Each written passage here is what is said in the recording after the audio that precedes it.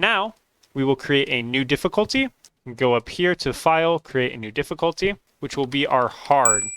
So now that we have a new difficulty and it's a harder one, we need to change these settings. So if you refer back to the ranking criteria, you can scroll down to the section for hard difficulties, and you'll see that the approach rate should be between 6 and 8. The overall difficulty should be between 5 and 7. HP drain should be between 4 and 6. And circle size should be 6 or lower. Basically, they are going up from where they were previously. And we're going to keep the same hit sounds, keep the same combo colors, and ignore these last two tabs really. The last thing to change is our slider velocity. So we want this to be a little bit higher. If you ever have any doubt, you can check out and see what other people are doing.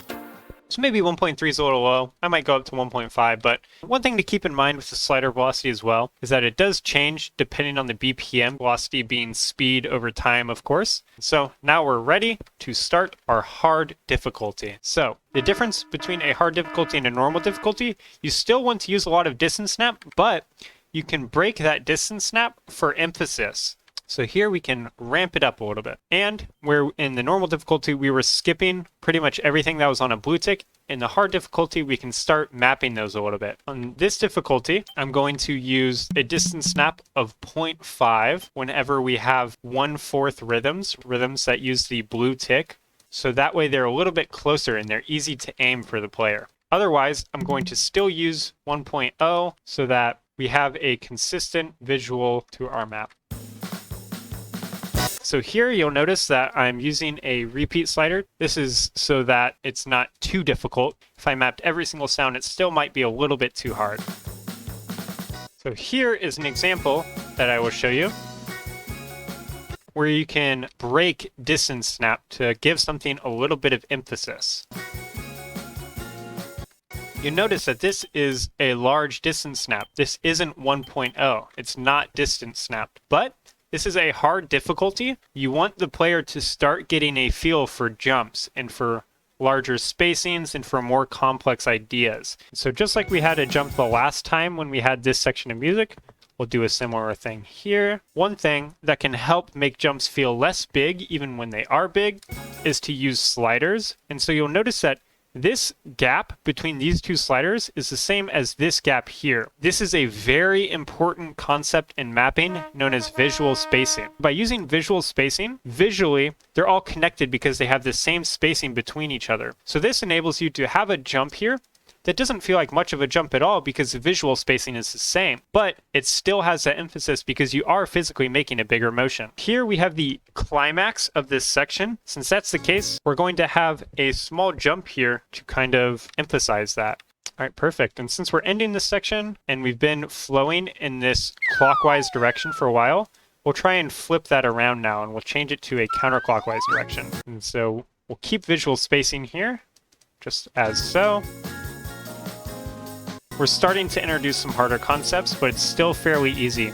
Depending on the BPM, you may have more room for jumps as well. On a slower song, you can have very big jumps and it still won't be very difficult because you play them so slowly. But on a very fast song, you won't have room for jumps at all because if you were to put a jump, it'd be too hard for the player on a difficulty level of here. What I recommend when you're mapping a hard difficulty is, we know that this song is around 150 beats per minute. We'll look for a similar song and we'll look what other players did for their spacings. If you're ever lost, you can check and see what other people have done to get a better idea. One thing that can be fun in a map is to make sure that the shapes that you're using are representative of the sounds. So since we have vocals here, vocals are a more smooth sound than the sharpness of guitars and drums, so we'll use smooth shapes. Maybe here I will rotate the same slider by, let's say, 45 degrees, and then if we want to, we can actually continue this shape. But the idea here is that by rotating things by the same increment, you can get a unified shape for things that are unified in the music. So this is all one sentence, so we want it to feel similar in the map. Since this is the same vocal rhythm twice, we can represent that in the map by using the same shape twice. Again, we'll keep using the same idea we have. So here we have an extra syllable here, so we will change it up a little bit. We'll just put 2 stacked circles. This time we have different vocal syllables here. So since we have a different rhythm, we'll use a different rhythm in the map as well, but we'll use the same visual idea. So that way it's different in the same way that the music is, but the same in the same way that the music is. We have a difficult rhythm decision to make. You have this guitar or whatever instrument it is,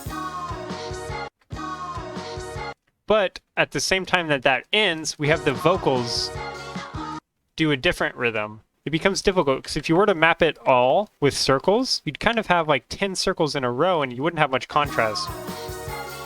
What we're going to do is we'll map the guitar passively, which means that we'll map it on the tails of sliders or on the starts of sliders, and then we'll map the vocals with circles. The decision I'm making here is that since the vocals feel more important, I'm going to give them more importance with the circles.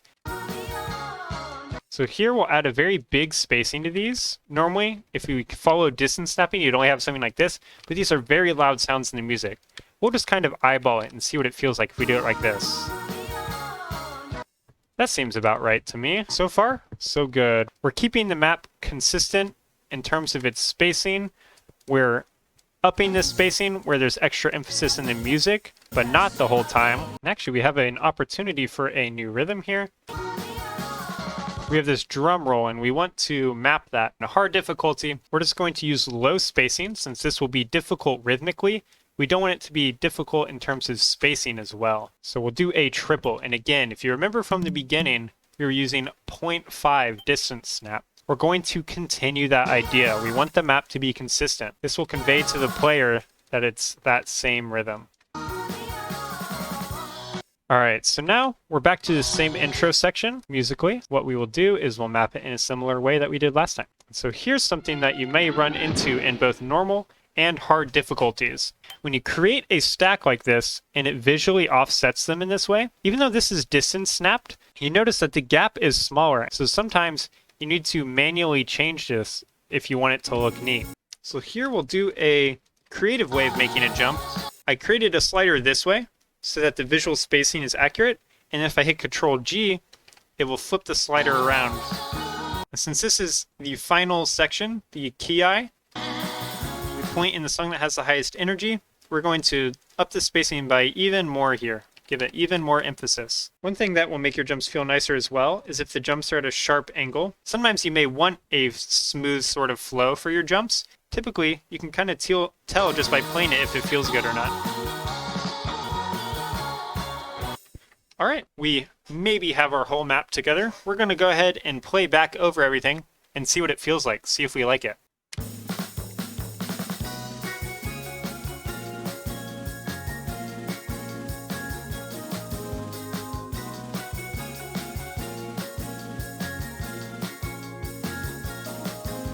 So again, using a lot of distance snap, but breaking the distance snap to make jumps when the music has more energy.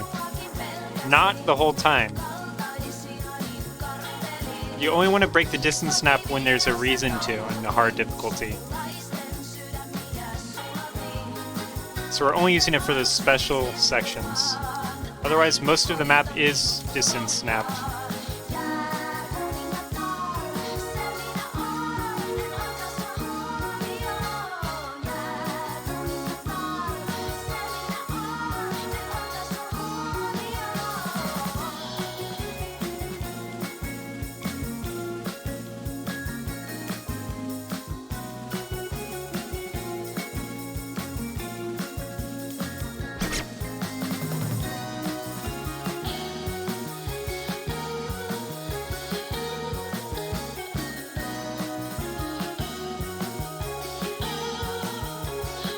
You can tell that this section is gradually getting harder.